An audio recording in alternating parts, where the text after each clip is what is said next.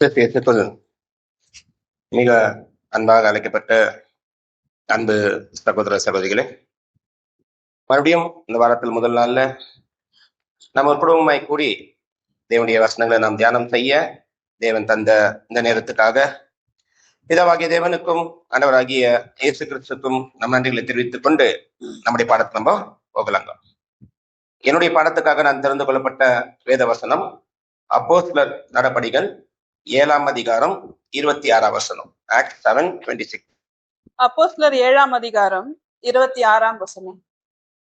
மறுநாளிலே சண்டை பண்ணி கொண்டிருக்கிற 2 பேருக்கு அவன் எதிர்பட்டு, மனுஷரே, நீங்கள் சகோதரராய் இருக்கிறீர்கள், ஒருவருக்கொருவர் அநியாயம் செய்கிறது என்ன என்று அவர்களை சமாதானப்படுத்தும்படி பேசினான். ஓகே, நம்ம போன கிளாஸ்ல 7ஆம் அதிகாரம் 25ஆம் வசனம். மோசே அவரு வளர்ந்து பார்வோனுடைய குமாரத்திக்கு ஒரு தத்து பிள்ளையா அவரு மாறுறாரு. அப்போ ஒரு நாள் அவர் என்ன பண்றாரு அப்படின்னு பார்க்கும்போது, தன்னுடைய சகோதரர்கள் அவர் பார்க்கறதுக்கு அவர் வரும்போது அங்க என்ன நடக்குது அப்படின்னு சொல்லி பாத்தீங்கன்னா, ஒரு ஈஜிப்டுக்காரன் தன்னுடைய சகோதரனை அநியாயம் என்ன பண்றான், அவன் அநியாயமா அவனை பண்றான், இல்ல அநியாயமா அவனை அவன் அடிக்கிறது இவரு பார்த்துட்டு இவர் என்ன பண்றாரு அப்படின்னு சொல்லி பாத்தீங்கன்னாக்கா, அந்த ஒரு மனுஷன் அவரு அடிச்சிடுறாரு. அவனை என்ன மாதிரி ஒரு அடி அடிக்கிறாரு அப்படின்னு சொல்லி பாத்தீங்கன்னாக்கா, அவன் மரணத்துக்கு ஏதுவான ஒரு அடிய மோசே அங்க அடிச்சிடுறாரு. அடிச்சதுக்கு அப்புறமா 25 நம்ம படிச்சோம். அந்த சகோதரர்கள் யாரு, இந்த இஸ்ரேல் ஜனங்களுக்கு என்ன புரியல, இல்ல என்ன அவங்க புரிஞ்சுக்க மறந்துட்டாங்க அப்படின்னு சொல்லி பாத்தீங்கன்னா, தேவன் இந்த மோசே மூலியமா தான் அவர்களை விடுதலை செய்வார்கள் அப்படின்றது என்ன பண்ணிட்டாங்க, அவங்க புரிஞ்சுக்கிறதுக்கு அவங்க மறந்துட்டாங்க. இல்லைன்னா அவங்களால புரிஞ்சுக்க முடியல அப்படின்னு தான் நம்ம என்ன பண்ணோம், 25ஆம் வசனத்தை நம்ம படிச்சோம்.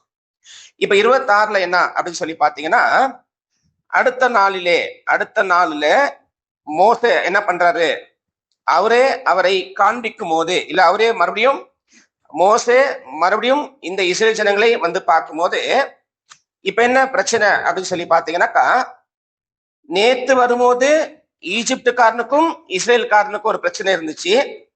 அந்த பிரச்சனையை இவரு சால்வ் பண்றதுக்கு போய் ஒரு ஆள் என்ன பண்ணாரு, இவரு அடிச்சு இவரு கொலை பண்ணிட்டாரு. ஆனா இப்போ நீங்க பாத்தீங்க அப்படின்னா, பிரச்சனை ஈஜிப்டுக்காரனுக்கும் இஸ்ரேல்காரனுக்கும் அல்ல, பிரச்சனை யாருக்கு, இஸ்ரேலுக்காரனுக்குமே ஒரு பிரச்சனை, 2 பேருக்கு ஒரு பிரச்சனை இருக்குது. அப்போ 2 பேருக்கு ஒரு பிரச்சனை இருக்கும் போது பாருங்க, அந்த ஒரு வசனம் வாசிக்கலாம். இது எங்க இருக்குது, இது எங்க எழுதப்பட்டிருக்குது அப்படின்னாக்கா, யாத்ராகமம்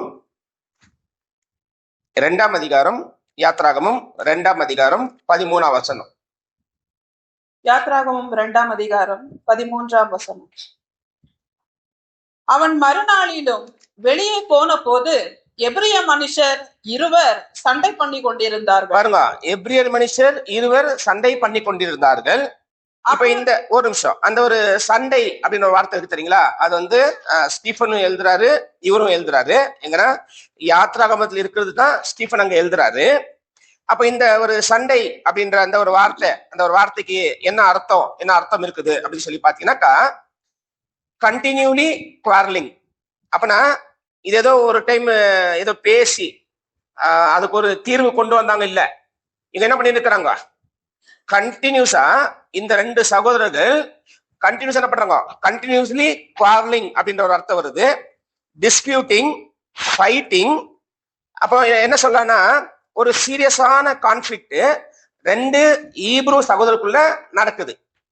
இப்போ இந்த ஒரு சண்டையை நம்ம எப்படி சொல்லலாம் அப்படின்னா, அடிச்சுக்கினாங்களா அப்படி சொல்லலாமா, 2 பேரும் அடிச்சுக்கினாங்களா அப்படி சொல்லலாமா அப்படின்னா, நம்ம அடிச்சுக்கலாங்கன்னு சொல்லலாம். அடிச்சா பிசிக்கலா கூட, அப்படின்னா பிசிக்கலா 2 பேரும் சண்டை போடுறாங்க அப்படின்னு கூட சொல்லலாம். இல்லைன்னா பிசிக்கலா சண்டை போடல அப்படின்னு கூட என்ன சொல்லலாம், சண்டை நடக்குது ஆனா அடிதடி இல்ல, அடிதடி இல்லாம சண்டை அப்படின்னு கூட சொல்லலாம். புரியுது இல்ல, அடிச்சு கூட சண்டை போட்டுக்கலாம், அடிக்காம கூட சண்டை போட்டுக்கலாம். அப்ப 2 பேருக்குள்ள ஒரு சண்டை நடக்குது. இப்ப இது 2 பேருக்குள்ள சண்டை நடக்கும் போது பாருங்க, அவர் என்ன பண்றாரு படிங்க இப்போ. அப்பொழுது அவன் அநியாயம் செய்கிறவனை நோக்கி, நீ உன் தோழனை அடிக்கிறது என்ன என்று கேட்டான். பாருங்க, அப்ப என்ன கேட்கிறாரு அப்படின்னாக்கா, அந்த ஒரு சண்டைக்குள்ள எந்த சகோதரன் தவறா இருக்கிறாரோ, இல்ல எந்த சகோதரன் அநியாயம் செய்யறாரோ அந்த ஒரு அநியாயம் செய்யற சகோதரனை பார்த்து இவர் என்ன கேட்கிறாரு அப்படின்னு சொல்லி பாத்தீங்கன்னாக்கா, அந்த லாஸ்ட் பாயிண்ட் படிங்க. அப்பொழுது அவன் அநியாயம் செய்கிறவனை நோக்கி, நீ உன் தோழனை அடிக்கிறது என்ன? பாருங்க, உன் தோழனை அடிக்கிறது என்ன என்று இவரு கேட்டிருக்கிறாரு. அப்புறம் என்ன படிச்சோம்? இது அடிதடி இல்லாம இருக்கிற சண்டை கூட இருக்கலாம், அடிதடியா இருக்கிற சண்டை கூட இருக்கலாம். ஆனா இப்ப என்ன மோச கன்க்ளூட் பண்றாரு அப்படின்னு சொல்லி பாத்தீங்கன்னாக்கா, ஒரு அநியாயம் செய்யற சகோதரன் இன்னொரு சகோதரன் மேல என்ன பண்றாருங்களா, அவரு அடிக்கிறாரு. அப்பனா இந்த அடிக்கிறத நம்ம ஆல்ரெடி படிச்சிருக்கிறோம். எதுல? ஈஜிப்ட்காரன் இஸ்ரேல்காரன் அடிக்கும் போது அந்த வார்த்தை நம்ம படிக்கும்போது என்ன படிச்சோம்? அன்ஜஸ்ட், அநீதியாக ஒரு ஈஜிப்ட்காரன் ஒரு இஸ்ரேல்காரன் அடிக்கிறான். அதே மாதிரி இங்க நீங்க பாத்தீங்க அப்படின்னாக்கா, அதே மாதிரி ஒரு இஸ்ரேல்காரன் இன்னொரு இஸ்ரேல்காரனை அடிக்கும் போது இவர் என்ன கேட்கிறாரு அப்படின்னு சொல்லி பாத்தீங்கன்னாக்கா, முன்னாடி அடிச்சது ஓகே, ஏன்னா ரெண்டு பேரும் என்னங்களா, ஒரு ஜாதி ஒரு சொந்த ஜனம். இங்க அடிச்சுக்கிறது யாரு? இங்க ரெண்டு பேருமே. அப்பதான் அதான் கேட்கிறாரு. நீங்க பாருங்க, அந்த அந்த வார்த்தை படிக்கும் மறுபடியும் படிங்களே, 13ல, சாரி 13, இங்க வாங்க, 26. மறுநாளிலே சண்டை பண்ணி கொண்டிருக்கிற 2 பேருக்கு அவன் எதிர்பட்டு, மனுஷரே, நீங்கள் சகோதரராய் இருக்கிறீர்கள். என்ன பண்றாரு அப்படின்னாக்கா, இங்க ஒரு தொடர்ச்சியான சண்டை ரொம்ப தீவிரமா இருக்குது. இந்த சண்டை ரொம்ப தீவிரமா இருக்கும் போது இந்த சண்டை நடக்கிற 2 சகோதரருக்குள்ள என்ன பண்ண போறாரு? இப்போ ஒரு சமாதானம் கொண்டு வர என்ன பண்றாருங்களா, ஒரு சமாதானம் கொண்டு வரதுக்கு ஒரு முயற்சி பண்றாரு. அப்புறம் இவர் என்ன சொல்லலாம் அப்படின்னாக்கா, ரீகன்சிலைர், ஒரு விஷயத்த என்ன பண்றாரு? ரீகன்சைல் பண்றாரு. அப்புறம் சமாதானத்தை கொண்டு வர முயற்சி பண்றாரு. அந்த முயற்சி எப்படி பண்றாரு அப்படின்னு சொல்லி பாத்தீங்கன்னாக்கா, ஜஸ்ட் ஒரு டைம் பண்ணல, என்ன பண்றாரு? தொடர்ச்சியா ஒரு 2-3 டைம் ட்ரை பண்றாரு. அவங்கள்ட்ட 2-3 டைம் தொடர்ச்சியா ட்ரை பண்றாரு. தொடர்ச்சியா ட்ரை பண்ணும்போது கூட இந்த சரக்கு என்ன பண்ணல, இந்த அநியாயமாய் ஒரு சகோதரரை காயப்படுத்துறவன், இல்லைன்னா அநியாயமா ஒரு சகோதரனை அடிக்கிறவன், இந்த மோசையோடைய அந்த ஒரு ரீகன்சைலிங் என்ன பண்ணல, அவரு காது கொடுக்காம அவர் என்ன பண்றாருங்க, திருப்ப அந்த சகோதரனை அடிக்கிறாரு. இப்போ ஒரு யோசனை நம்ம யோசிக்கலாம். ஜஸ்ட் இப்ப இந்த 2 சகோதரருக்குள்ள என்ன நடந்திருக்கலாம், இல்ல என்ன பிரச்சனையா இருந்திருக்கலாம்.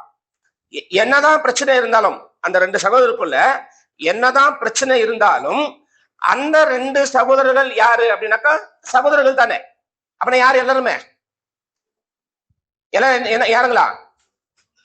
ஒரு அப்பாக்கு பிறந்திருக்கிறவர்கள். அதாவது பாருங்க, ஒரு வசனம் எழுதும் போது பாருங்க, ஒரு வசனம் வாசிக்கலாம். ஆதியாகமம் 45ஆம் அதிகாரம் 24ஆம் வசனம்.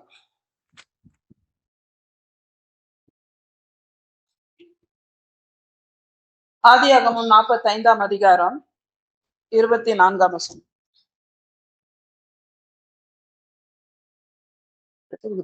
ஒரே வார்த்தை, ஸ்டார்டிங் ஒரு வார்த்தை இருக்கு, அது மட்டும் பட்சம். மேலும் நீங்கள் போகும் வழியிலே சண்டை பண்ணி கொள்ளாதிருங்கள் என்று அவன் தன் சகோதரருக்கு சொல்லி அனுப்பினான். பாருங்க என்ன சொல்றாங்களா, யோசேப் சொல்றாரு, நீங்க போகும் வழியில சண்டை போடாம போங்க. என்ன யார் சொல்லி அனுப்பிச்சாருங்களா? அவங்களுடைய சகோதரர்களுக்கு. அப்ப இங்கெல்லாம் யாருங்களா? எல்லாருமே ஒரே அப்பாக்கு பிறந்திருக்கிற பிள்ளைகளா இருக்கிறதுனால, ஒரு அப்பாக்கு பிறந்திருக்கிற பிள்ளைகளுக்குள்ள என்ன வரக்கூடாதுங்களா, இந்த மாதிரி ஒரு சண்டை வரக்கூடாது. ஒருவேளை சண்டை வந்தாலும் அதுக்குள்ள என்ன ஆகக்கூடாது, அநியாயமா. அப்படி ஒரு சண்டை வந்திருக்குது. சண்டை வந்ததுல என்ன பண்றாரு? அநியாயமா ஒருத்தர் அடிக்கிறாரு. அப்பனா இவர் யார கேட்கிறாரு தெரியுங்களா? மோசே போய் யார கேட்கிறாரு தெரியுமா? யாரு அடி வாங்குறாரு அவரை கேட்கல, யாரு அடிக்கிறாரோ அவரை கேட்கிறாரு. ஏன் அநியாயமா என்ன பண்ற ஒரு சகோதரனை ஏன் நீ அடிக்கிற அப்படின்னு கேட்கும் போது, அப்ப இதுக்குள்ள இன்னொரு தாட் வரும். என்ன தாட் அப்படின்னாக்கா, ஒருத்தர் அஃபெண்டட், ஒருத்தர் என்ன சொல்ல அஃபெண்டடுக்கு, ஒருத்தர் பாதிக்கப்பட்டவர், இன்னொருத்தர் பாதிப்பை உண்டாக்குறவர். என்ன பாருங்க, இப்போ எந்த சகோதரன் அடிக்கிறானோ, அந்த அடி வாங்குற சகோதரன் அந்த வாங்குற அடிக்கு ஏதாவது தவறு செய்திருக்கிறாரா? ஏதாவது தவறு இருக்குமா? அவர் ஏதாவது தவறு செஞ்சிருப்பாரா? அதான் இவர் அடிக்கிறாரா? ஒருத்தர் அடி வாங்குறாரு, ஒருத்தர் அடிக்கிறாருல. One is offended, one is offender. ஒருத்தர் அடிக்கிறாரு, ஒருத்தர் அடி வாங்குறாருல.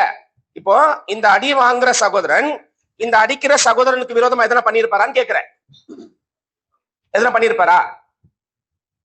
அநியாயமா எதனா பண்ணிருப்பாரா?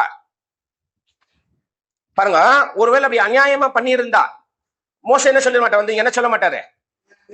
பாருங்க, அந்த அடிக்கிற ஆளை பார்த்து கேட்கிறாரு, நீ ஏன் அநியாயமா என்ன பண்ற, அநியாயமா ஏன் நீ உன் சகோதரனை அடிக்கிற.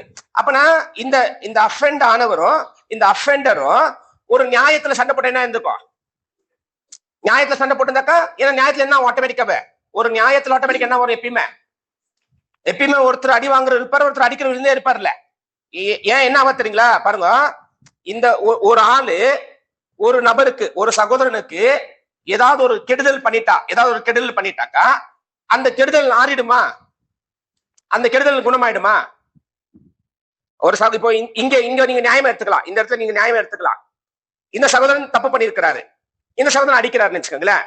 அப்போ இந்த ரெண்டு சகோதரருக்குள்ள ஒரு தவறுனால ஒரு விரோதம் வந்திருந்தாக்கா அந்த விரோதத்தை சமாதானம் பண்ண முடியுமா, ஒரு தவறுனால வந்த விரோதம் சமாதானம் பண்ண முடியுமா. ஒரு வசனம் வாசிக்கலாமா, பாருங்க, நீதிமொழிகள் 18ஆம் அதிகாரம், நீதிமொழிகள் 18ஆம் அதிகாரம் 19ஆம் வசனம். நீதிமொழிகள் 18ஆம் அதிகாரம் 19ஆம் வசனம். அரணான பட்டணத்தை வசப்படுத்துவதை பார்க்கிலும் கோபம் கொண்ட சகோதரனை வசப்படுத்துவது அரிது. பாருங்க என்ன சொல்றாங்களா, என்ன சொல்றாரு ஞானி எழுதும் போத, ஒரு பலமான பட்டணத்தை ஒருத்தர் ஜெயிச்சிடலாமா, ஆனா ஒரு அஃபெண்ட், என்ன தமிழ்ல என்ன சொன்னீங்க, கோபம் கொண்ட சகோதரனை வசப்படுத்துவது. பாருங்க, ஒரு கோபம் கொண்டு இருக்கிற, அப்பனா ஏதோ ஒரு விரோதமா இருக்கிற விரோதத்தை யோசிக்கிற ஒரு சகோதரனை என்ன பண்ண முடியாதுங்களா, வசப்படுத்துவது. அப்பனா இவரு தப்பா இருக்கலாம், இப்ப ரெண்டு பேருக்குள்ள நியாயம் இருக்கலாம். அப்பனா ஒரு சகோதரன் ஏதோ ஒரு பாதிப்புல உண்டாயிருக்கும் போது அந்த பாதிப்புக்குள்ள உண்டாயிருக்கிற சகோதரனை ஒரு பட்டணத்துக்குள்ள வேணா ஜெயிச்சிடலாம், ஆனா ஒரு பாதிப்புக்குள்ள உண்டாயிருக்கிற சகோதரன் என்ன பண்ண முடியாதுங்களா, ஜெயிக்கவே முடியாது. அடுத்தது படிங்க அப்படியே. அவர்களுடைய விரோதங்கள் கோட்டை தாழ்பால் போல் இருக்கும். பாருங்க, அவருடைய விரோதங்கள் எப்படி இருக்குங்களா, கோட்டையுடைய தாழ்பால் போது இருக்குமா. அப்புறம் என்ன சொல்லிட்டாரு,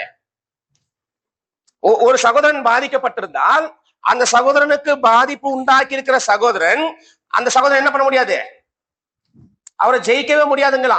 ஏன்னா அது வந்து ஒரு கோட்டையில இருக்கிற ஒரு தாழ்பாலுக்கு சமமா. அப்புறம் ரொம்ப கஷ்டம், ஒரு தேசத்தையே ஜெயிச்சிடலாம், ஆனா ஒரு சகோதரன் என்ன பண்ண முடியாது, பாதிப்பு ஆயிருக்கிற சகோதரனை பாதிப்பு உண்டாக்குனவர் ஜெயிக்கவே முடியாது.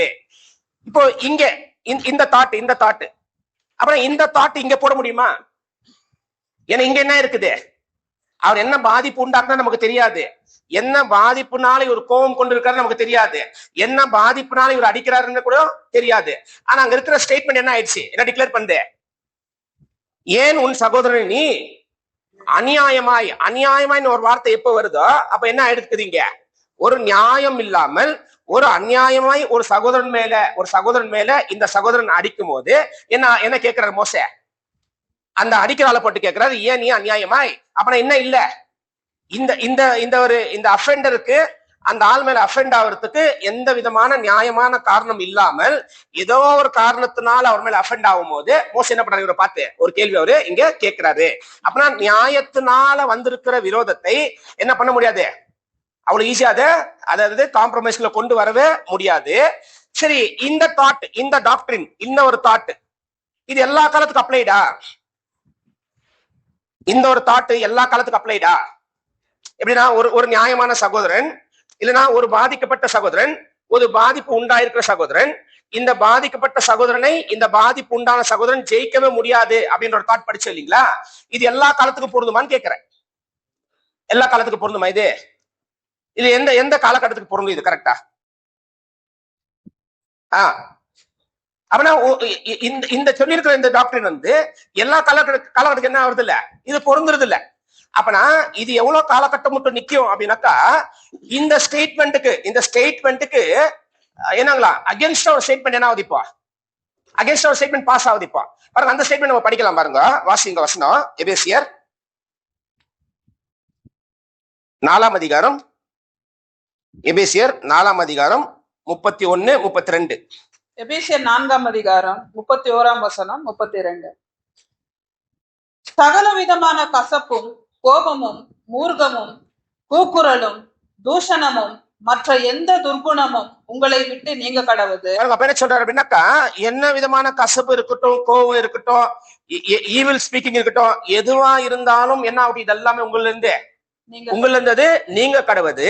அடுத்தது, ஒருவருக்கொருவர் தயவாயும் பாருங்க, ஒருவருக்கொருவர் தயவாகியும் மன உருக்கமாயும் இருந்து கிறிஸ்துவுக்குள் தேவன் உங்களுக்கு மன்னித்தது போல நீங்களும் ஒருவருக்கொருவர் மன்னியுங்கள். இங்க என்ன ஆயிடுச்சு ஸ்டேட்மெண்ட்?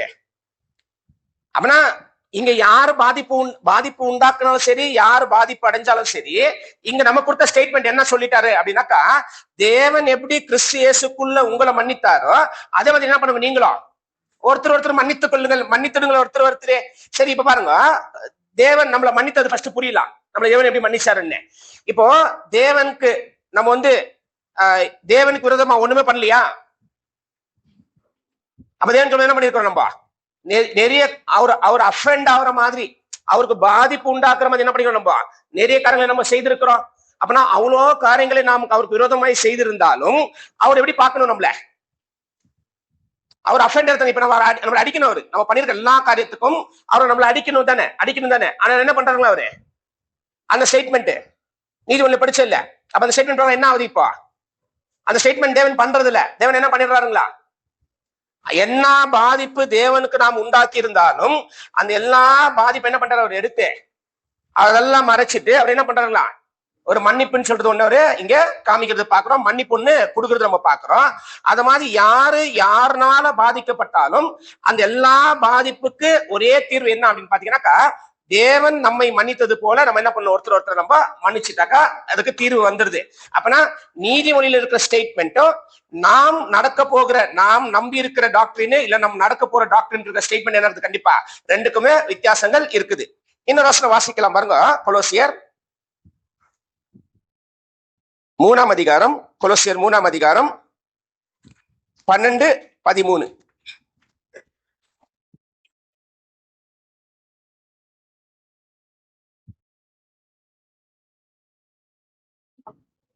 கொலோசியர் 3ஆம் அதிகாரம் 12-13 வசனம். ஆகையால் நீங்கள் தேவனால் தெரிந்து கொள்ளப்பட்ட பரிசுத்தரும், பாருங்க என்ன சொல்றேன்னா, ஆதலால் நீங்கள் தேவனால் தெரிந்து கொள்ளப்பட்ட பரிசுத்தரும் பிரியருமாய் உருக்கமான இரக்கத்தையும் தயவையும் மனத்தாழ்மையையும் சாந்தத்தையும் நீடிய பொறுமையையும் தரித்துக் கொண்டு. என்ன சொல்றாங்களா, நீங்க தேவனால தெரிந்து கொள்ளப்பட்டவர்கள், you are the chosen people, you are the elect people.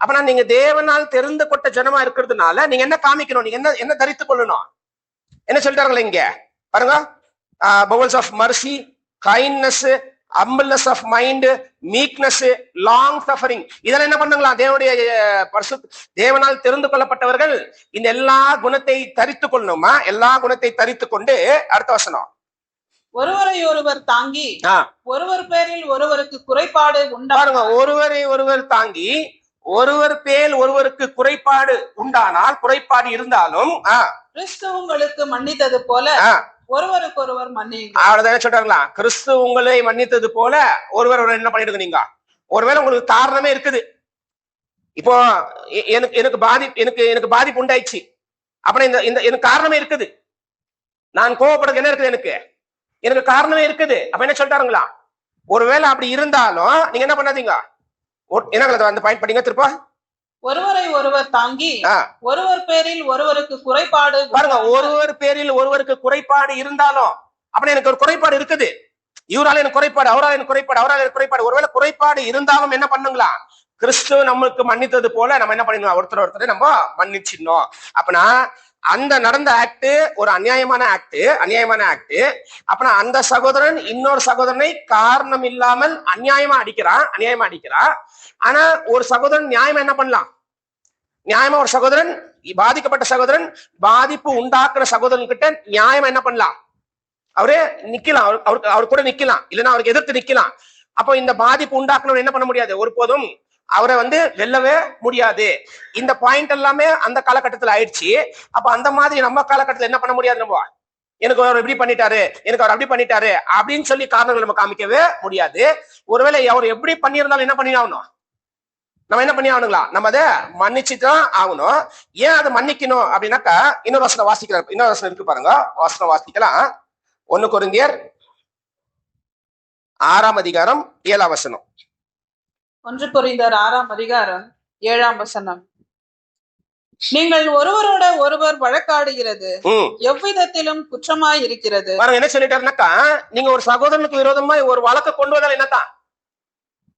நீங்க வழக்கு ஆடுறது, நீங்க ஒரு சகோதரனுக்கு விரோதமாய் ஒரு வழக்கு கொண்டு வந்தாலே அது என்னத்தான்? அந்த வழக்கு குற்றமாய், அந்த வழக்கம் குற்றம் தான். நீங்க எப்படி கொண்டு வரீங்களோ அது என்ன பண்ணலாங்க பவுல் எழுதும் போது, நீங்க ஏன் கொண்டு வரீங்க, எதுக்கு கொண்டு வரீங்க, அதெல்லாம் எதுவுமே சொல்லல. ஒரு சகோதரனுக்கு விரோதமாக நீங்க ஒரு வழக்கு கொண்டு வரீங்களா, அந்த வழக்கு என்னதான்? அந்த வழக்கமே குற்றம் தாங்களா? வழக்கே குற்றம் தாங்களா? ஏன் சொல்ற பாருங்க, ஏன் குற்றம் சொல்ற பாருங்க.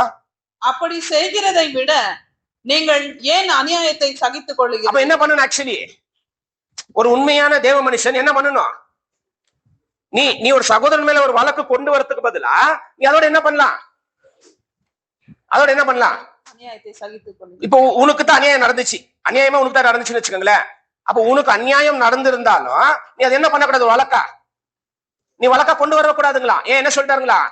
ஏன் அந்த ஒரு அநியாயத்தை நீ சகிச்சுக்க கூடாது? ஏன்னா இந்த ஒரு அழைப்பு என்னதான்? இந்த அழைப்பு என்ன அப்படின்னாக்கா, நாம் நன்மை செய்து எல்லாரும் நன்மையா பாராட்டுவாங்க, நல்லா புகழ்ந்து பேசுவாங்க, நம்ம எல்லாம் கனம் கொடுப்பாங்க, நம்ம எல்லாம் மரியாதை கொடுப்பாங்க. அப்படி எல்லாம் இந்த அழைப்பு நாம் நன்மை செய்தாலும் ஒருவேளை என்ன ஆயிடாது, நம்ம தீமை கூட செய்யலாம், நன்மை கூட செய்யலாம். நாம் நன்மை செய்தாலும் நன்மை என்ன பேசுவாங்க? தீமையா பேசுவாங்க. அப்ப நான் நன்மையை தீமையாய் பேசும்போது அது நன்மைன்னு சொல்ல வேண்டிய அவசியம் இல்லை. ஏன் அந்த வழக்கு எடுத்துட்டு போக வேண்டிய அவசியம் இல்ல. இல்ல ஒரு தீங்கே செய்துட்டாரா, ஒருத்தர் தீங்கு செஞ்சுட்டாரா, இப்ப நானே ஒரு தீங்கு செஞ்சுட்டேன்னா என்ன பண்ண வேண்டிய அவசியம் இல்ல. அது தீங்குன்னு ஒரு வழக்கு கொண்டு வர வேண்டிய அவசியம் இல்ல. ஏன் அழைப்பை என்னதான்? தீங்கு என்ன பண்ணி ஆகணும்? ஒரு அநியாயத்தை என்ன பண்ணி ஆகணும்? அநியாயத்தை சகிக்கணும்ன்ற நியாயத்துக்குள்ள இருக்கிற நாம் எப்படி ஒரு வழக்கு கொண்டு வர முடியும்? அப்ப என்ன கேக்குறாங்களா, நீங்க ஏன் ஒரு தீங்கை படிங்க இப்போ அநியாயத்தை சகித்துக் கொள்ளுகிறது இல்லை. ஏன் நீங்கள் அநியாயத்தை சகித்துக் கொள்றது இல்ல? அப்படின்னா சகோதரனுக்கு விரோதமாய் சகோதரனுக்கு வழக்கு கொண்டு வரது என்ன பண்ணணும்? ஃபர்ஸ்ட் கொண்டு வரவே கூடாது, கொண்டு வரது தப்பு. அப்ப என்ன பண்ண? அதோட பெஸ்ட் ஏதாவது எனக்கு வழக்கு இருக்குது, சகோதரன் ஏதாவது பிரச்சனை இருக்குதா, அது என்ன பண்ணிக்கணும்? நானே சகிச்சுக்கணும். ஏன் எல்லாமே யாருக்கு தெரியும்? எல்லாமே தேவனுக்கு தெரியும். எல்லா கிரியவும் எல்லா யோசனைக்கும் ரிவார்டர் யாரு? எல்லாத்தையும் வாபஸ் தருது யாரு? எல்லாமே தேவன். கொடுக்குற நேரத்துல என்ன பண்ண? கரெக்டாத கொடுத்துடுவாரு. யார் தப்பு யார் சரி தேவன் காமிச்சிடுவாரு. அப்ப என்ன பண்ணிடணும்? தேவன் மேல பாரத்தை போட்டுட்டு சகிச்சுக்கிற என்ன பண்ணிடணும்? இந்த உலகத்துல நம்ம வாழ்ந்துடணும். என்னுடைய அழைப்பே அதுதான் ஆயிடுச்சுங்களா? அப்ப என்ன ஆகுது யோசிச்சு பாருங்க. இப்படி ஒவ்வொரு சகோதரனும் யோசிச்சுட்டாக்க என்ன ஆகும்? இல்ல இப்படி ஒரு சகோதரன் யோசிச்சுட்டாக்க என்ன ஆகாது? வழக்குகள், சண்டைகள், பிரச்சனைகள் எதுவுமே என்ன ஆகாது? எதுவுமே சபைக்குள்ள வராது. கோபம், வெறுப்பு, இது என்ன எதுவுமே சபைக்குள்ள வராது. ஏன் சபைக்குள்ள ஏன் வரல? ஏன்னா எல்லாருக்கும் நடந்திருக்கிற அந்தந்த அநியாயங்களை அந்தந்த சகோதரர்கள் சகிக்கணும்னு முடிவு பண்ணிட்டாங்க. சகிக்கணும் முடிவு பண்ணும்போது அதை ஒரு வாதம் என்ன பண்ணல கொண்டு வந்து, அது ஒரு வாதையா, அது ஒரு என்னங்களா ஒரு பிரச்சனையை அது கொண்டு வரல. அப்ப என்ன நினைச்சாரு? அதை சகிக்கலாம்னு அவர் முடிவு பண்ணிட்டாரு. அப்படி சகிக்கும் போது சபைக்குள்ள என்ன வராதுங்களா? எந்த விதமான பிரச்சனைகள் சபைக்குள்ள வராது. ஏன்னா எல்லா இண்டிவிஜுவலும் அதை சகிக்கணும்னு என்ன பண்ணிட்டாங்க? டிசைட் பண்ணிட்டாங்க. யார் சகிப்பாங்க? நீங்க சொல்ல பார்க்கலாம். யார் தான் சகிப்பாங்க? யாருக்குள்ளெல்லாம் இந்த ஆவிக்குரிய சிந்தைக்குள்ள எல்லாமே யோசிக்க ஆரம்பிக்கிறாங்களோ, யோசிக்கிறவர்கள் தான் என்ன அநியாயம் நடந்தா கூட என்ன பண்ணுவாங்க? எல்லாத்தையுமே அவங்க சகிச்சுன்னு போவாங்க. ஏன் சகிக்கிறாங்க அப்படின்னாக்கா, அதுதான் தேவனுடைய ஒரு சித்தம். நம்ம இதை படிச்சிருக்கோம்ல, என்னங்களா பேதுரு சொல்றாருல, ஒரு தவறு செய்து அதனால ஒரு பாதிப்பு உனக்கு உண்டானால் அதுல உனக்கு என்ன கீர்த்தி? அது என்ன பண்ணு? சமாதானமா? நீ ஒரு தப்பு பண்ணிட்டியா, அந்த தப்புனால ஏதோ ஒரு பிரச்சனை வந்துச்சா, நீ என்ன பண்ணக்கூடாது? எதுவுமே பேசக்கூடாது. அதை சமாதானமா சகிச்சுன்னு போ. இன்னொரு சொல்றாரு, நீ தப்பே பண்ணலியா, உன்மேல உனக்கு ஒரு பாதிப்பு வந்திருக்குதா, உண்மையில அநியாயமா ஒரு பழி சுமத்தப்பட்டிருக்குதா, நீ சந்தோஷப்படு. ஏன்னா இதுதான் தேவனுடைய சித்தம். அப்ப நாம் தேவனுடைய சித்தத்தை புரிந்து வந்திருக்கிற நாம், நமக்குள்ள எந்த வழக்கா இருந்தாலும் அது வழக்கா கொண்டு வரவே கூடாது. நாம் மனசுல போட்டு அதை சகிச்சுக்கணும்.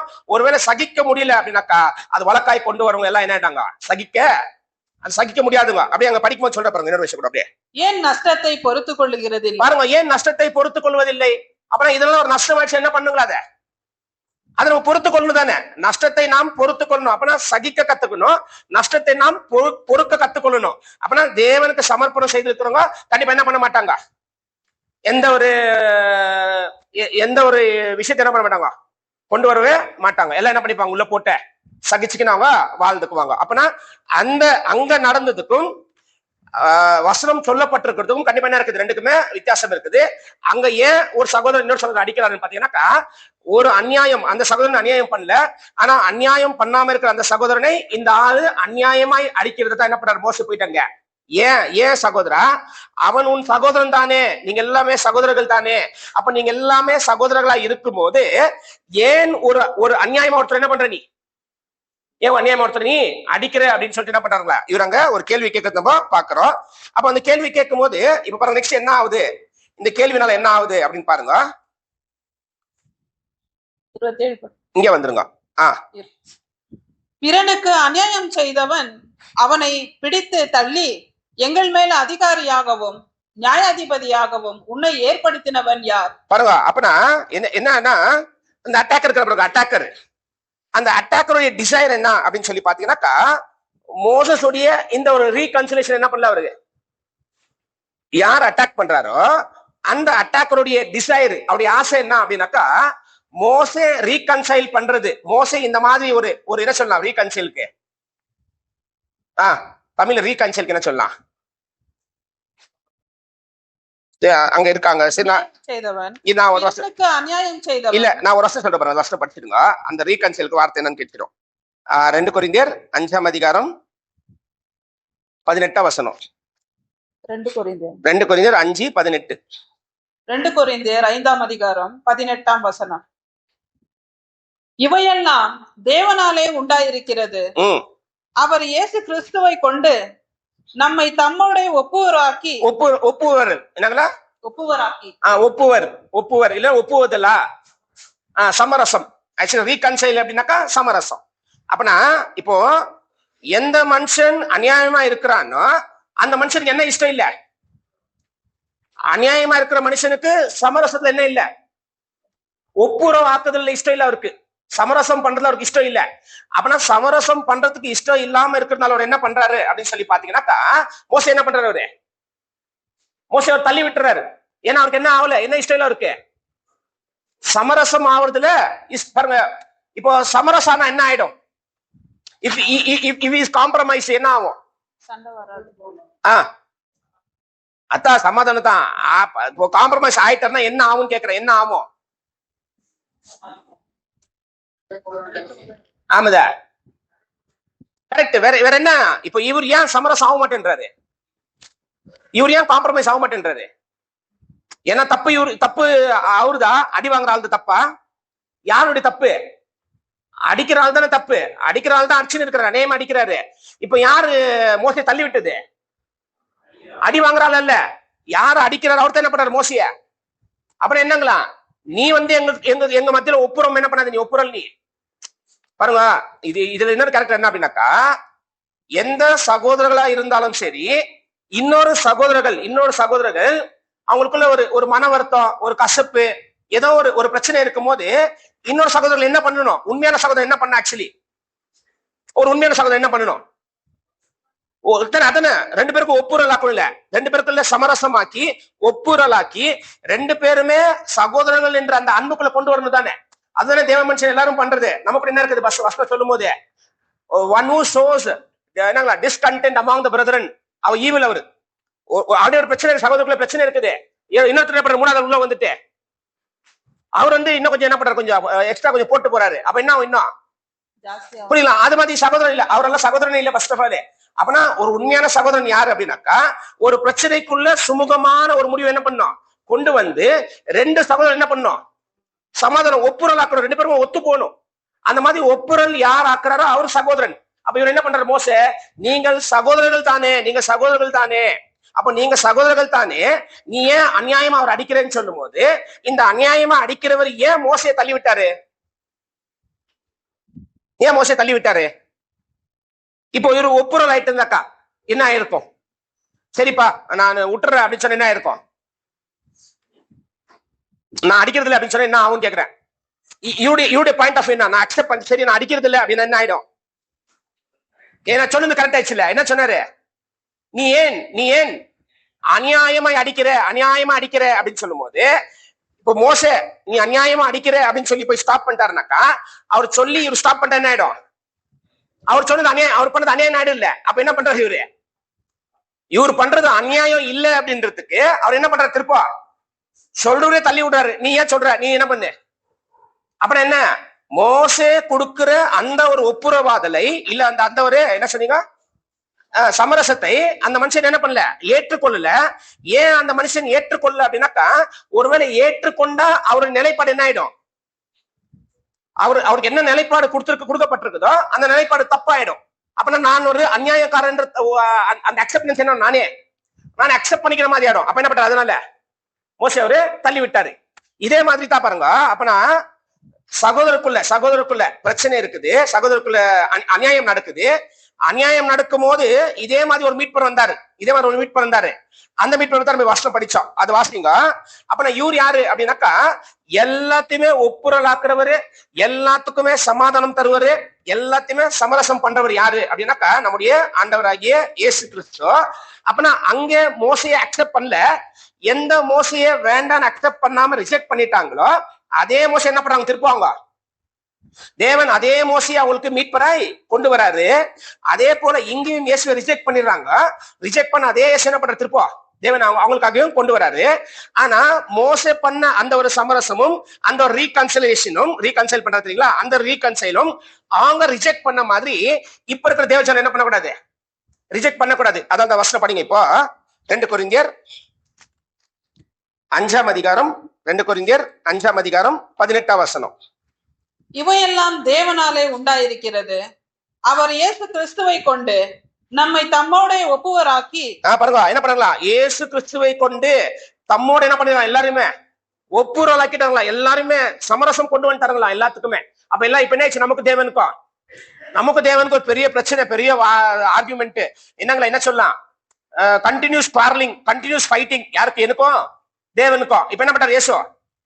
என்னையும் தேவனையும் ஒப்புரவாக்கிட்டார், 2 பேருமே சமரசம் ஆக்கிட்டார், 2 பேரும் ஒண்ணு பண்ணிட்டாரு. என்ன நமக்காக அவர் வந்து பேசி, அப்ப அவர் பேசும்போது என்ன இன்னும் நம்ம மோசே ரிஜெக்ட் பண்ண மாதிரி நம்ம ரிஜெக்ட் பண்ணக்கூடாது. அப்ப மோசே இயேசு நம்ம கேட்டோம்னாக்கா தேவன் கூட நம்ம ஒப்புரல் ஆக்கிடுவோம். அடுத்தது, ஒப்புரவாக்குதலின் ஊழியத்தை எங்களுக்கு ஒப்பு கொடுத்தார். அது என்னவெனில், தேவன் உலகத்தாருடைய பாவங்களை எண்ணாமல் கிறிஸ்துவுக்குள் அவர்களை தமக்கு ஒப்புவராக்கி. பாருங்க, ஃபர்ஸ்ட் தேவன் நம்மள ஒப்புரவாக்கிட்டாரு, சமரசம் பண்ணி கொடுத்துறாரு. தேவன் பண்ணது மாத்திரம் அல்லாமல் யாரெல்லாம் தேவன் கிட்ட சமரசம் ஆயிருக்கிறாங்களோ அந்த சமரசமானவங்க என்ன பண்ணுங்களா? சமரசத்துடைய ஊழியம் கொடுத்துருக்காரு அவங்களுக்கு. The ministry of reconciliation. இவங்க என்ன பண்ண? எல்லாரையும் போயிட்டு தேவனுக்கு ஒப்புரமாக்கணும். யாரெல்லாம் இருக்கிறாங்களோ எல்லாருக்குமே தேவனுக்கு ஒப்புர ஆக்குற ஒரு வேலையை தேவனுக்கு ஒப்புர ஆக்குற ஜனங்கள் செய்யணும். இப்ப நம்மள என்ன பண்ணணும்?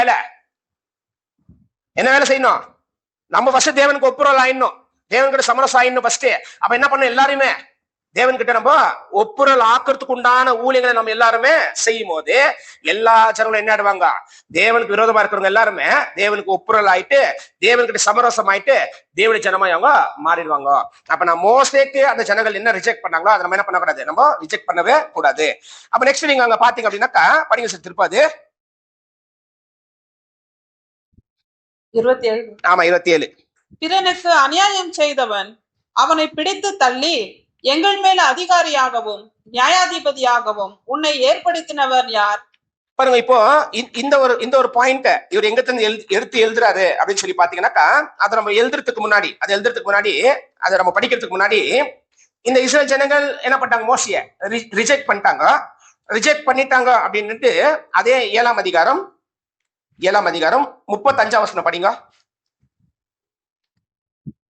உன்னை அதிகாரியாகவும் நியாயாதிபதியாகவும் ஏற்படுத்தினவன் யார் என்று சொல்லி அவர்கள் மறுதலித்திருந்தாங்க.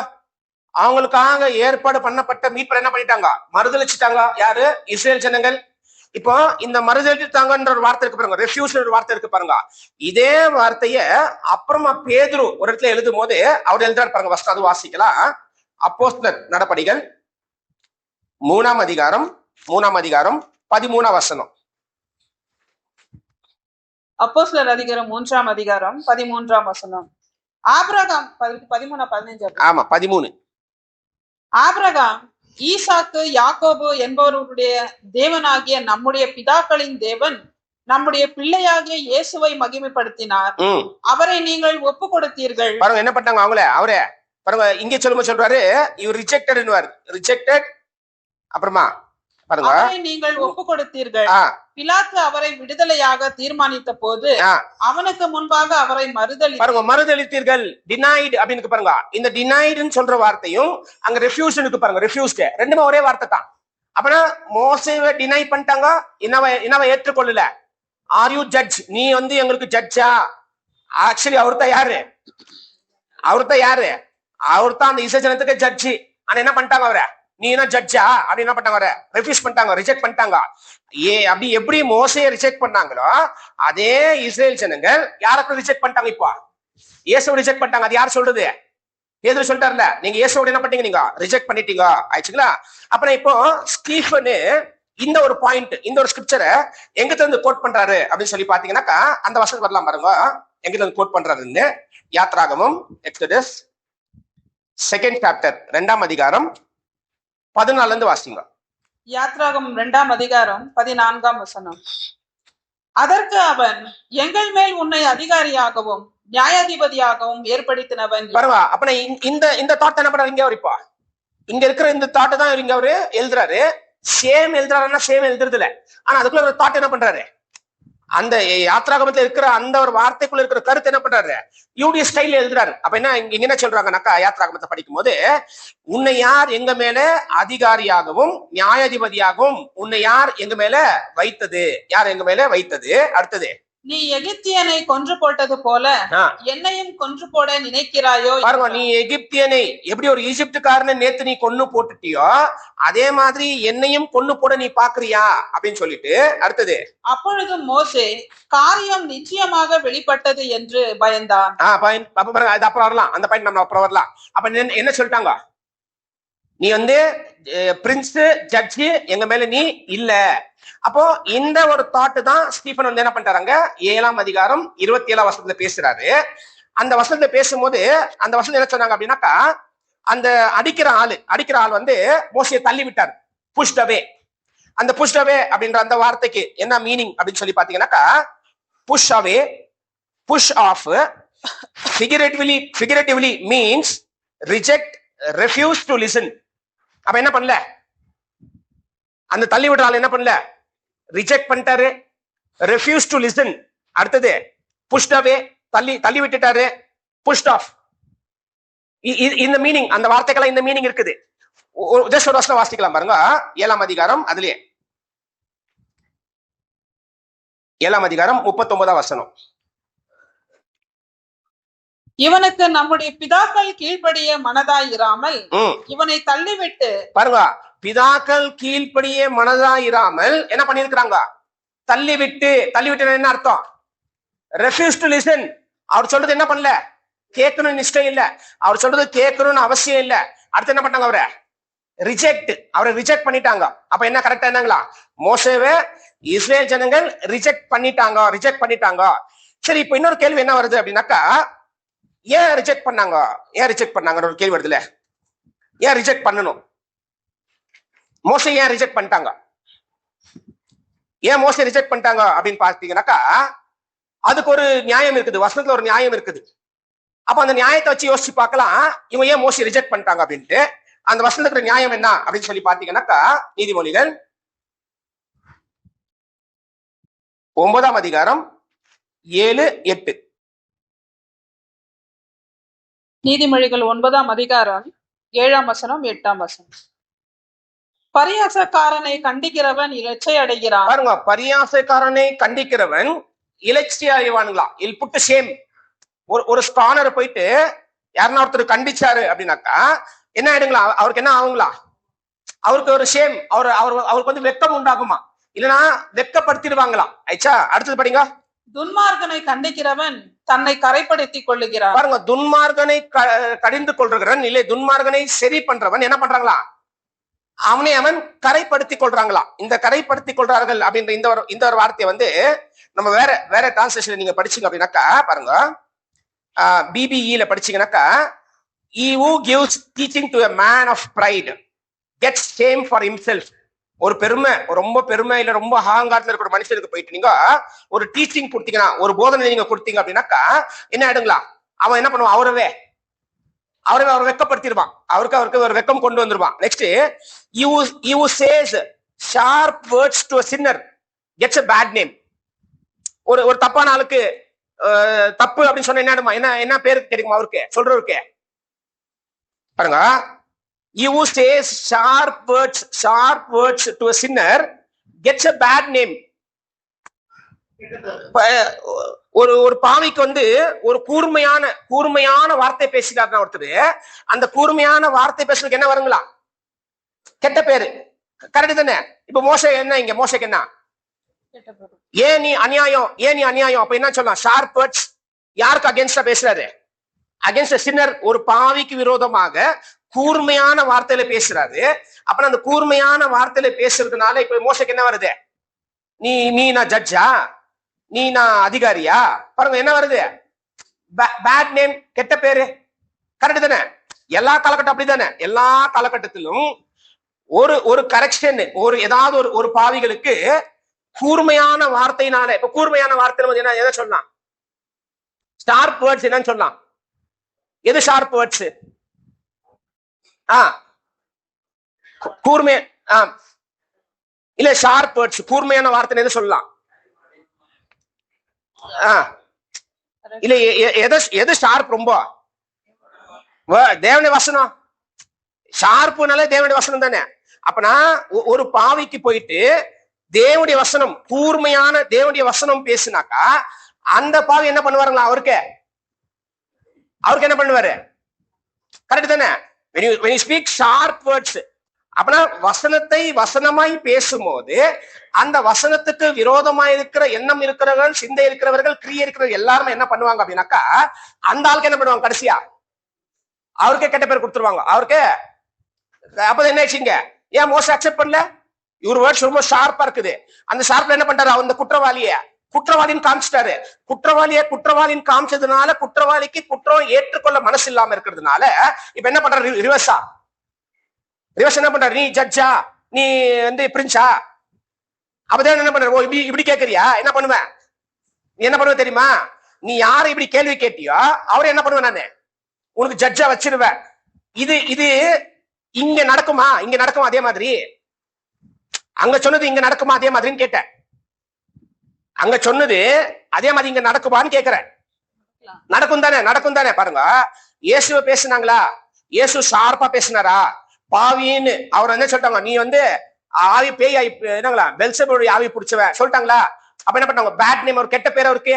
அப்போ யார வந்து எங்க மேல ஜட்ஜா இராம அந்த ஜட்ஜு ஷார்ப்பான வார்த்தைகளை பேசும்போது அந்த ஜட்ஜுக்கு கெட்ட பேர் கொடுத்தாங்களோ, அதே கெட்ட பேர் வாங்குறவர் என்ன திருப்ப அவங்களுக்கு என்ன ஆயிட்டாரு, ஜட்ஜ் ஆயிட்டாரு இயேசு.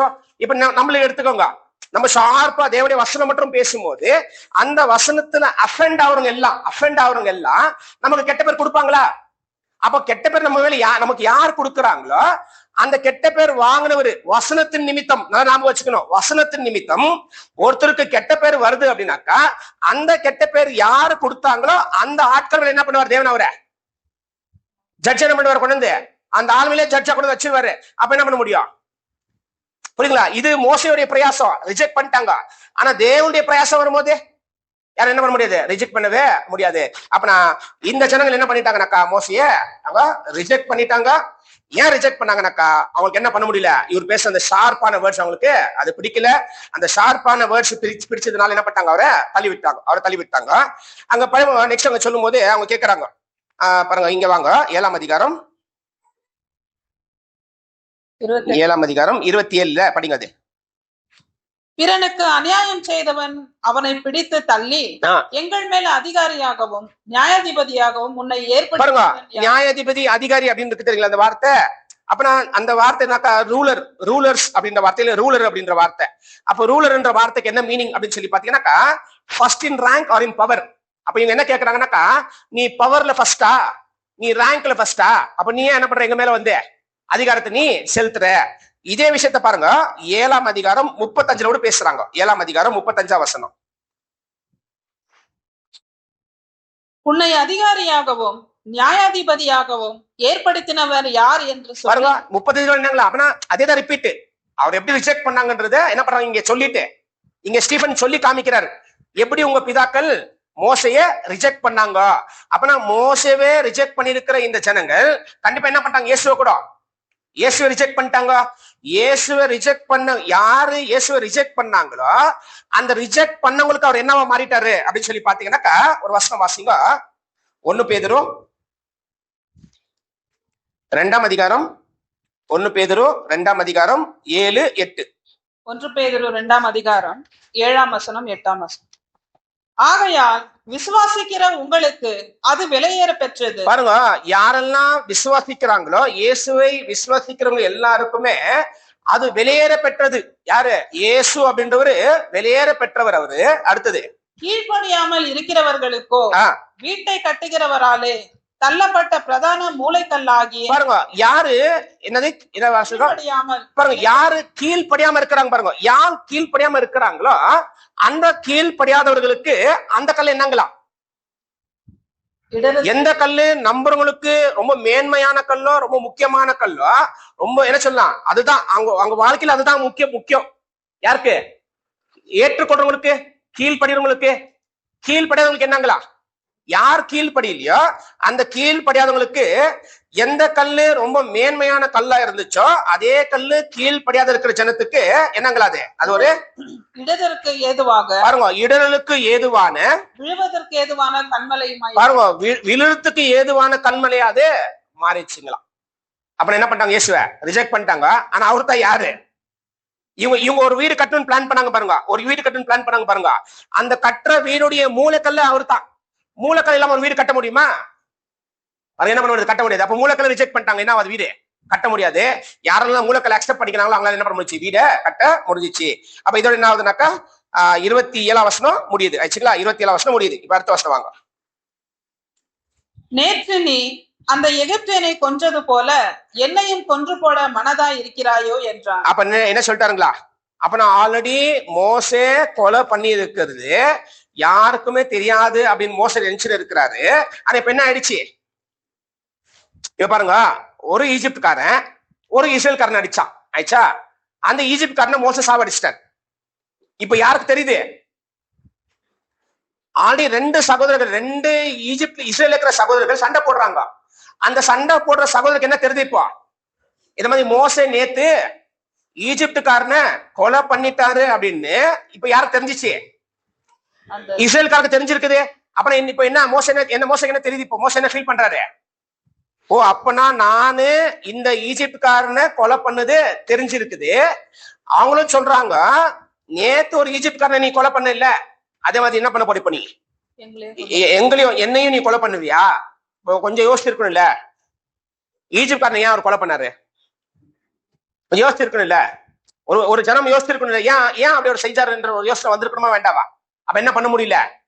அவங்களுக்கு நடந்திருக்கிற நன்மைகளை கூட ஒரு தீமையில இருக்கிறதுனால ஒரு தீங்குக்குள்ள இருக்கிறதுனால நடந்திருக்கிற நன்மை கூட என்ன பண்ணிட்டாங்க? இப்போ அந்த ஆளை இவரு கொல்லாம இருந்திருந்தா என்ன ஆயிருந்திருக்கும்? இவர் என்ன பண்ணிருப்பாரு? அந்த ஈஜிப்ட்காரர் என்ன பண்ணிருப்பாரு? அநியாயமா என்ன பண்ணி இஸ்ரேல் ஜனத்துக்கு அடிச்சுனே இருந்திருப்பாரு. இப்ப அவர் கொன்னதுனால அந்த ஒரு பிரச்சனை சால்வ் ஆயிடுச்சு. அப்பனா மோசே அந்த ஈஜிப்ட்காரனை கொலை பண்ணதுனால அவர் பாருங்க ஒரு கொலைகாரன் ஆயிட்டார், மர்டரர். அந்த கொலைகாரன் இந்த ஜனத்துடைய நன்மைக்காக ஒரு கொலை செய்தது கூட இந்த ஜனங்கள் தீமையில இருக்கிறதுனால மோசே செஞ்சிருக்க நன்மை கூட என்ன பண்ண முடியல அவங்களால புரியவே முடியல. புரிய முடியாம இருக்கிறது என்ன சொல்றாங்க அப்படின்னாக்கா நேத்து நீ அவனை கொலை பண்ணது போல எங்களையும் கொலை பண்ணி நீ பாக்குறியா? பாருங்க இது எங்க எழுதினாரு அப்படின்னாக்கா யாத்ராகமம் 2ஆம் அதிகாரம் 14ஆம் வசனம். யாத்ராகமம் 2ஆம் அதிகாரம் 14ஆம் வசனம். யாத்ராகமம் 2ஆம் அதிகாரம் 14ஆம் வசனம். அதற்கு அவன் எங்கள் மேல் உன்னை அதிகாரியாகவும் நியாயாதிபதியாகவும் ஏற்படுத்தினவன் யார்? நீ எகிப்தியனை கொன்று போட்டது போல என்னையும் கொன்று போட நினைக்கிறாயோ என்றான். பாருங்க எகிப்தியனை கொன்று போட்டது போல என்னையும் கொன்று போட நினைக்கிறாயோ அப்படின்னு சொல்லி கேட்டாருங்களா? அடுத்தது அப்பொழுது மோசே காரியம் நிச்சயமாக வெளிப்பட்டது என்று பயந்தான். பாருங்க, அப்ப என்ன பண்ணாருன்னா மோசே காரியம் நிச்சயமாக வெளிப்பட்டது என்று என்ன பண்ணாங்களா அவரு பயந்தாருங்களா? அப்ப என்ன அர்த்தம்? யாருக்கும் தெரியலன்னு நினைச்சாரு. இப்ப என்ன ஆயிடுச்சு? எல்லாமே வெளிப்பட்டுச்சு. அப்பனா நான் அவர் பண்ணிருக்கிற காரியம் வெளிப்பட்டுச்சுன்னு நினைச்சாருங்களா? வெளிப்பட்டுச்சுன்னு நினைச்சு என்ன பண்ணாருங்களா? இப்போ பயந்து என்ன பண்றாரு? அங்கத்துல எஸ்கேப் ஆயிடுறாரு, அங்கத்துல ஓடிறாரு. ஆயிடுச்சுங்களா? இப்ப நீங்க அடுத்த வருஷம் வாங்க, அந்த வசந்த அடிப்படையில அடுத்த பாயிண்ட் நம்ம தியானிக்கலாம். 29 வாங்க.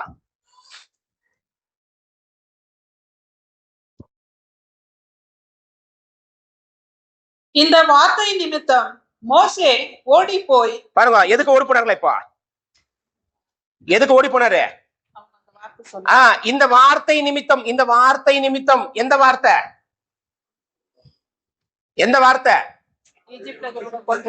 நீ கொலை பண்ணிட்டே என்னாச்சு? எல்லாருக்குமே எவ்ரிஒன் மேட் நோன், எல்லாருக்கும் தெரிஞ்சிச்சு. அப்பனா எல்லாருக்கும் தெரிஞ்சிருக்கிறத இந்த இஸ்ரேல்காரர் சொல்லும் போது, இப்ப இந்த வார்த்தை நிமித்தம், அப்பனா எல்லாருக்கும் தெரிஞ்சிருக்கிறத ஒரு மனுஷன் சொன்னதுனால அந்த சொன்ன வார்த்தை நிமித்தம் என்ன பண்றாரு? இப்ப இவர் இங்கிருந்து இவர் ஓடுறாரு. சரி, இவர் ஏன் ஓடணும்? ஃபர்ஸ்ட் இவர் ஏன் ஓடணும்?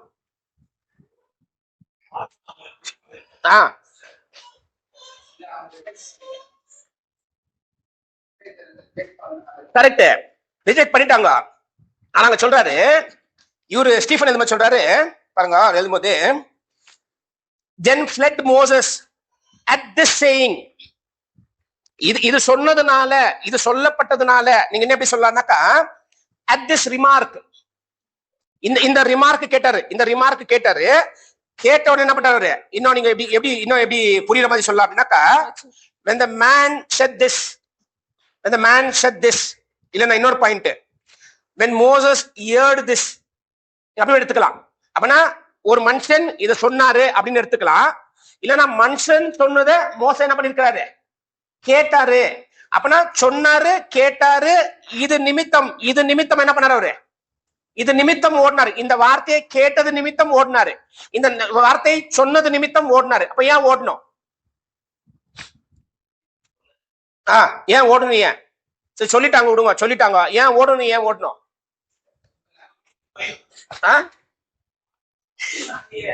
பாருங்க, ஏன் ஓடுனார் அப்படின்னாக்கா, நீங்க அடுத்த வருஷம் படிங்க, உங்களுக்கு புரிஞ்சுட்டு பாருங்க. இங்க வாங்க, யாத்ராகமம் 2ஆம் அதிகாரம் 15ஆம் வசனம். யாத்ராகமம் 2ஆம் அதிகாரம் 15ஆம் வசனம். பார்வோன் அந்த காரியத்தை கேள்விப்பட்ட போது மோசையை கொலை செய்ய வகை தேடினான்.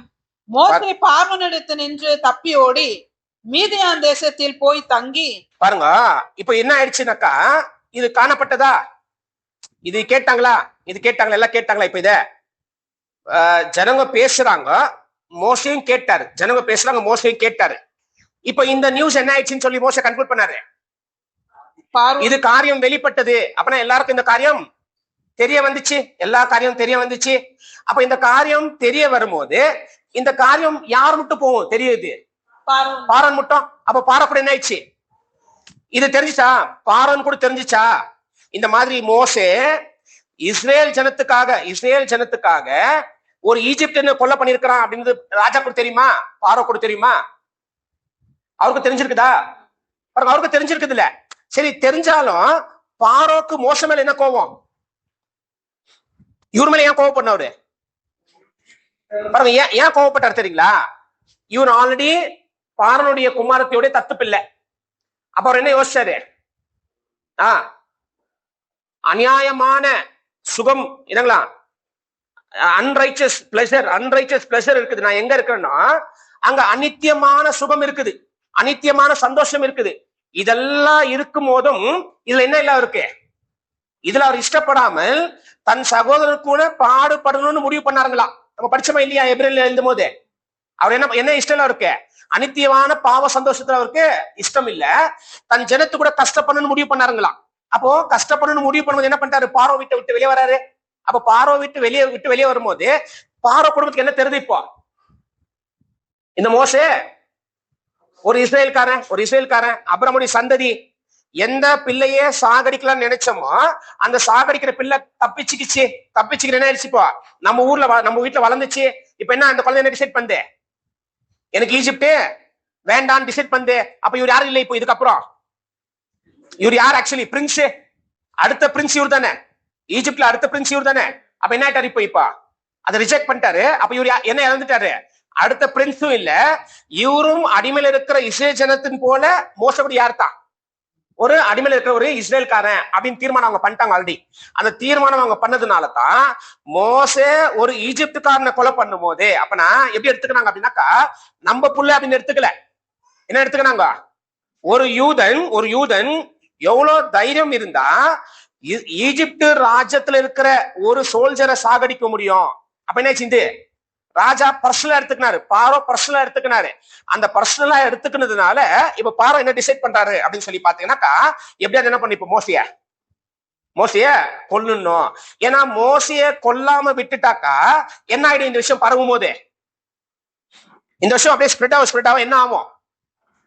இப்ப இவர் கொல்லனாக்கா, இப்ப மோசைய கொண்டு போடலனாக்கா இது ஸ்ப்ரெட் ஆனா என்ன ஆயிடும்? அப்ப என்ன பண்ணுவோம் இப்போ? அப்பனா ஒரு இஸ்ரேல்காரன் ஒரு ஈஜிப்ட கொலை பண்ணாக்கா இஸ்ரேல்காரங்கள என்ன பண்ணலாம்? ஈஜிப்ட்காரன ஒரு தைரியம் வந்துடும், எல்லா இஸ்ரேல்காரருக்கு ஒரு தைரியம் வந்துடும் கொலை பண்றதுக்கு. அப்ப என்ன பண்ணும்? ஃபர்ஸ்ட் மோசைய கொலை பண்ணணும். அப்ப மோசைய கொலை பண்றதுக்காக தேடுறாருங்களா? தேர்வு என்ன பண்றாரு? மோச அங்கத்துல இருந்து அவர் அங்கத்துல இருந்து ஓடிறாரு. ஓடி என்ன பண்றாரு அப்படின்னு பாத்தீங்கன்னாக்கா, மீதியான்னு சொல்ற தேசத்துல அவர் போயிட்டாங்க குடியிருக்கிறாரு. ஆயிடுச்சுங்களா? இப்போ இவங்க கொலை பண்ண தேடினாங்களா? இதை நம்ம கன்ஃபார்ம் பண்ணும். யாரு? பாரோ மோசே கொலை பண்றதுக்கு தேடினாரா? ஆயிடுச்சா? இங்க வந்துச்சு ஷார்ட் டு ஸ்லே அப்படின்னு வந்துச்சு, கொலை பண்றதுக்கு தேடினாரு அப்படின்னு வந்துச்சு வாசனம். இன்னொரு வசனம் வாசிக்கலாம் பாருங்க. அதே யாத்ராகமம் 4 அதிகாரம், யாத்ராகமம் 4 அதிகாரம் 19 வசனம். யாத்ராகமம் 4 அதிகாரம் 19 வசனம். பின்னும் கர்த்தர் மீதியானிலே மோசையை நோக்கி, நீ எகிப்துக்கு திரும்பி போ, உன் பிராணனை வாங்க தேடின மனிதர் எல்லாரும் இறந்து போனார்கள். பாருங்க என்ன சொல்லிட்டாருங்களா? நீ ஈஜிப்ட்ல நீ வாபஸ் போ, உன்னுடைய பிராணனை வாங்கணும்னு முடிவு பண்ணாங்க பாருங்க. அந்த முடிவு பண்ணவங்க என்ன ஆயிட்டாங்க? எல்லாருமே செத்து போயிட்டாங்க. அதனால என்ன பண்ண? மோசே நீ வாபஸ் போ அப்படின்னாங்க சொல்றாரு. அப்ப என்ன தெரியுது நமக்கு? மோசையுடைய உயிர் எடுக்கிறதுக்காக ஜனங்க அங்க காத்து இருக்கிறாங்க. மோசை ஏன் ஓடுனாருனாக்கா, அந்த வார்த்தை நிமித்தம் அவர் ஓடினாரு. அந்த வார்த்தை என்ன அப்படின்னாக்கா, மோசை ஒரு ஈஜிப்ட்காரனை கொலை பண்ணிட்டாரு. அந்த கொலை நிமித்தம் பாரோ மோசையை கொலை பண்றதுக்காக தேடி இருக்கிறாரு. அப்ப நான் மோசையோட உயிருக்கு ஆபத்து இருக்குதுன்னு என்ன பண்றாரு? மோசை அங்கத்துல இருந்து அவரு ஓடிட்டாரு. ஓடுனதுக்கு அப்புறம் இப்ப தேவன் சொல்றாரு, நீ வாபஸ் போ, உன்னை தேடினவங்க யாரும் இல்ல இப்போ யாருமே உயிரோடு இல்ல, நீ வாபஸ் போ அப்படின்னு அங்க சொல்லிட்டாரு. ஆயிடுச்சுங்களா? அந்த 29 திரும்ப படிங்க. 29ல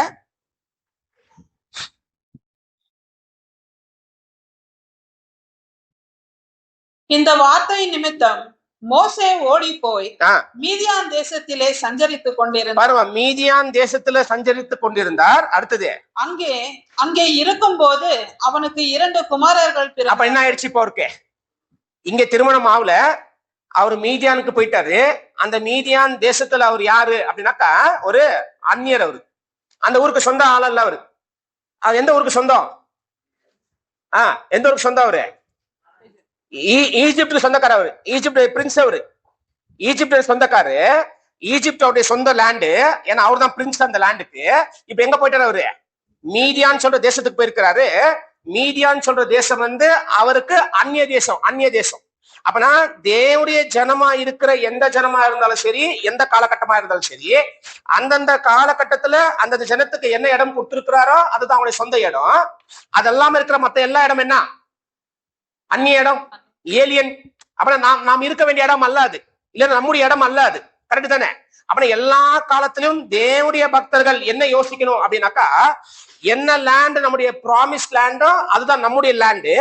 எந்த லேண்ட் நமக்கு ப்ராமிஸ் பண்ணலையோ அந்த லேண்ட்ல ஒருவேளை நம்ம இருந்தா கூட அந்த லேண்ட் என்ன இல்ல, இட்ஸ் நாட் அவர் ஓன், அது நம்ம சொந்த லேண்ட் இல்ல. அப்ப அந்த லேண்ட்ல நம்ம யார் தான்? ஸ்ட்ரேஞ்சர், அந்நியர்கள். நாம் பாருங்க வசனம் வாசிக்கலாம் பாருங்க. 1 பேதுரு 2 அதிகாரம், 1 பேதுரு 2 அதிகாரம் 11 வசனம். 1 பேதுரு 2 அதிகாரம் 11 வசனம். பிரியமானவர்களே, அந்நியர்களும் பரதேசிகளுமாயிருக்கிற நீங்கள். பாருங்க என்ன சொல்றாங்களா? பிரியமானவர்களே, அந்நியர்களும் பரதேசிகளா இருக்கிற நீங்கள். அப்ப எல்லாரும் யார்த்தா? எல்லாரும் யார்த்த? இந்த பூமியில, இந்த பூமி நம்மள்தா? நமக்கு சொந்தமா கொடுத்துட்டாரா? பூமி யாருது? இது நமக்கு கொடுக்கப்படல இந்த பூமி.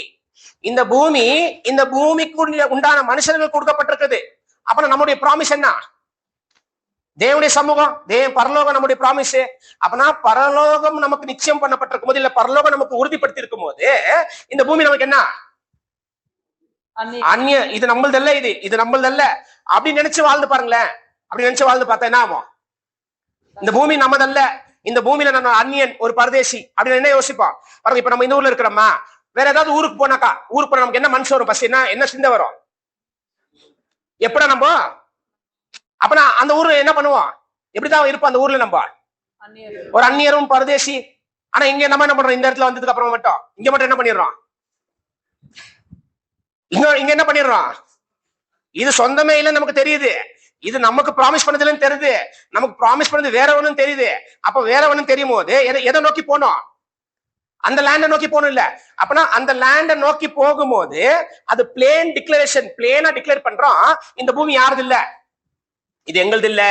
நாங்க எதை எதிர்பார்த்து இருக்கிறோம்? நாங்க இன்னொன்னு எதிர்பார்த்து இருக்கிறது பிளேனா டிக்ளேர் பண்ணிடுது. ஆனா நம்ம என்ன ஆயிட்டோம் அப்படின்னாக்கா, இதுவே என்ன பண்ணல, எப்படியாவது பூமியை நம்ம என்ன பண்ணிடணும், நமக்கு இதுவே சொந்தமாக்கிடணும் அப்படின் போது தப்பு ஒண்ணு இல்லைங்க.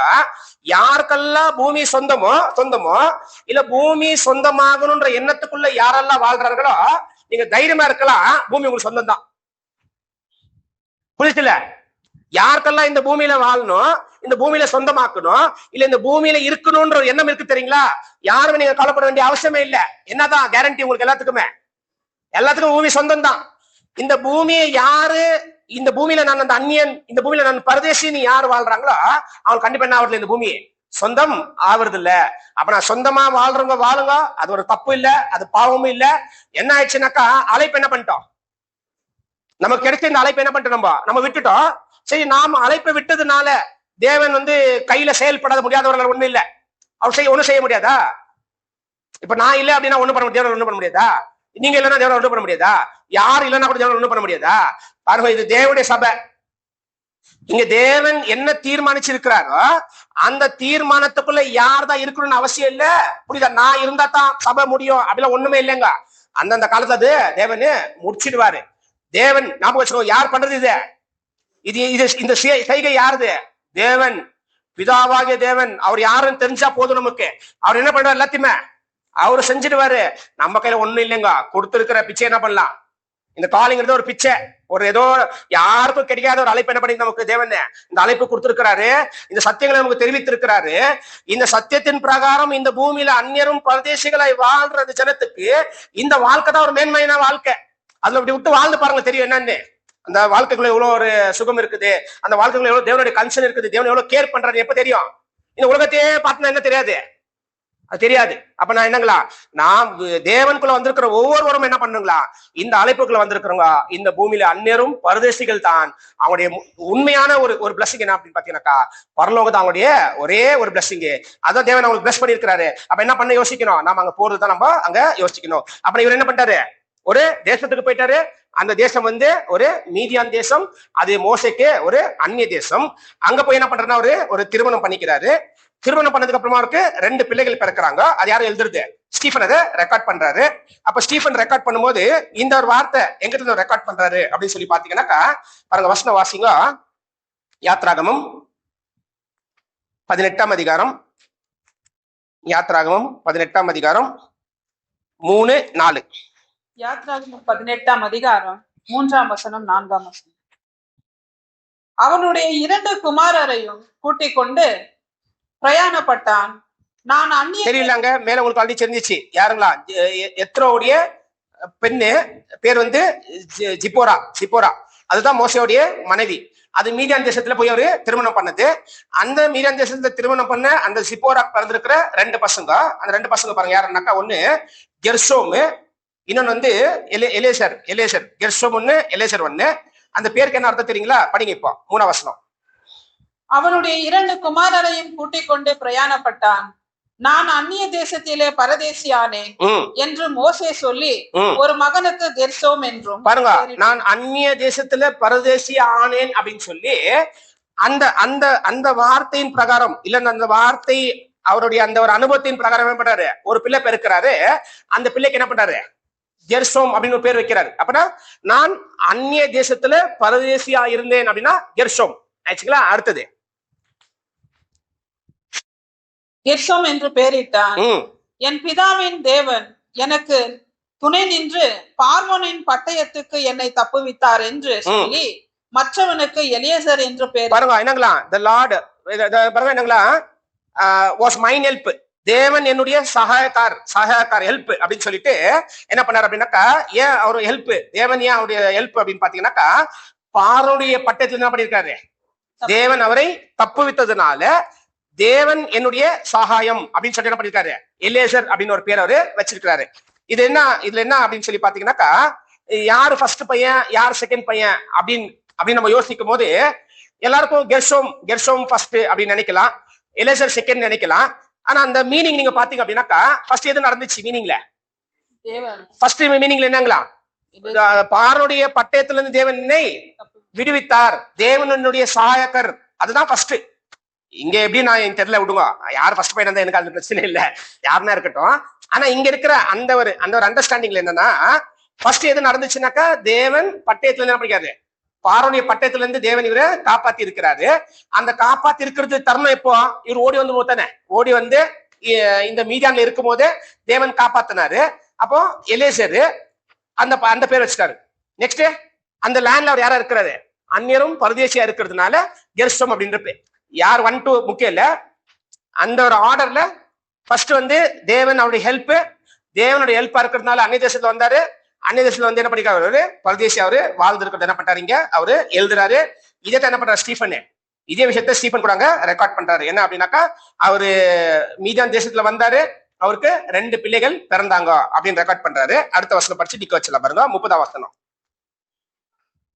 40 வருஷம் சென்ற பின்பு சீனாய் மலையின் வனாந்தரத்திலே கர்த்தருடைய தூதனானவர் முச்செடி எரிகிற அக்னி ஜுவாலையிலே அவனுக்கு தரிசனமா. பாருங்க, அப்ப நான் இவரு மீதியான்ல போயிட்டு 40 வருஷத்துக்கு அப்புறமா 40 இயர்ஸ் எக்ஸ்பயர் ஆனதுக்கு அப்புறமா அப்ப நான் இது என்ன சொல்லலாம் அப்படின்னு பாத்தீங்கன்னாக்கா, இது மோசேயுடைய செகண்ட் ஸ்டேஜ். ஃபர்ஸ்ட் ஸ்டேஜ் ஈஜிப்ட்ல இருக்கிறாரு 40 வருஷம். செகண்ட் ஸ்டேஜ் அவர் வந்து மீதியான்ல இருக்கிறாரு, அது 40 வருஷம். தேர்ட் ஸ்டேஜ் இந்த ஜனத்தை ஈஜிப்ட்ல இருந்து விடுதலை ஆக்கின்னு வராரு, அது தேர்ட் ஸ்டேஜ் அவர் லைஃப்ல. அந்த தேர்ட் ஸ்டேஜ் அது 40 வருஷம்.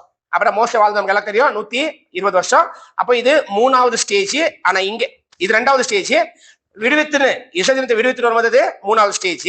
அப்படின்னா இப்போ இதுல இன்னொரு கொஸ்டின் என்ன அப்படின்னு பாத்தீங்கன்னாக்கா, ஈஜிப்ட்ல இருக்கும்போது விட்டுடுங்க, இப்போ மீதியான்ல இருந்தார்ல, இப்போ மீதியான்ல இருக்கும் போது மோசேக்கும் தேவனுக்கும் ஒரு கம்யூனியன் இருக்கிற மாதிரி ஏதாவது ரெக்கார்ட் இருக்குதா, ஒரு ஐக்கியம் இருக்கிற மாதிரி, இவர் தேவன் கூட சஞ்சரித்து கொண்டிருந்தார், இல்லைன்னா தேவன் கூட இவர் இருந்தார், தேவன் கூட இவர் பேசினார், அப்படிதான் ரெக்கார்ட் இருக்குதா பாருங்க. அப்படி என்ன எந்த ஒரு ரெக்கார்டும், அந்த எந்த ஒரு ரெக்கார்டும் அங்க அப்படி எழுதப்படல. அப்போ ஒரு கேள்வி வரலாம், ஏன் தேவனால யூஸ் பண்ணப்படுற இவ்வளோ பெரிய ஒரு பக்தனு ஏன் மீதியான்ல இருக்கும் போது எந்த ஒரு ஐக்கியம் தேவன்கிட்ட இல்லாம இருக்கிறாரு அப்படின்னு பாத்தீங்கன்னாக்கா, தேவன் அந்த மனிதனை அவருடைய நோக்கத்துக்காக ஆயத்தம் படுத்துறாரு. Is preparing him.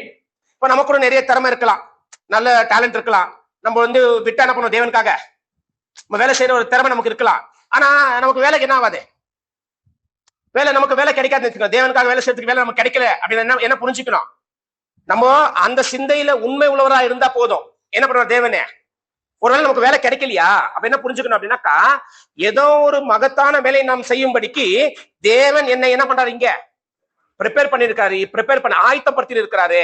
அப்ப நான் மோசே என்ன பண்ணிட்டாரு, 40 வருஷம் மீதியான்ல இருக்கும் போது தேவனுக்கு அவருக்கு கம்யூனிகேஷன் இல்லதான். ஏன்னா கம்யூனிகேஷன் இல்லன்னு எப்படி நம்ம கன்ஃபார்ம் பண்ணிடலாம் அப்படின்னு பாத்தீங்கன்னாக்கா, அவர் என்ன பண்றதுல பசங்க என்ன பண்றதுல விருத்தசேதனம் பண்றதுல கம்யூனியன் இருந்தா என்ன பண்ணியிருப்பாரு.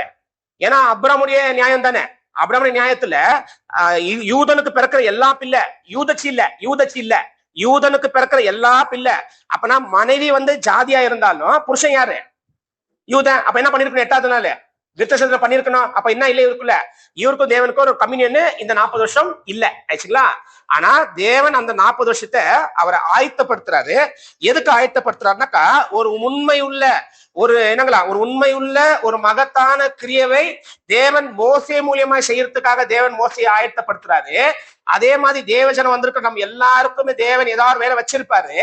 நாம் தேவனுக்கு உண்மை உள்ளவரா இருந்தா என்ன பண்ணுவார் தேவனே? கண்டிப்பா அந்த வேலைகளை நம்ம எடுத்து அவரு பிரோஜனப்படுத்திக் கொள்வாரு. அப்பனா 7ஆம் அதிகாரம் 30ஆம் வசனத்தை நிறுத்துறாரு. அடுத்த கிளாஸ்ல 30ல இருந்து நம்ம ஸ்டார்ட் பண்ணலாம்.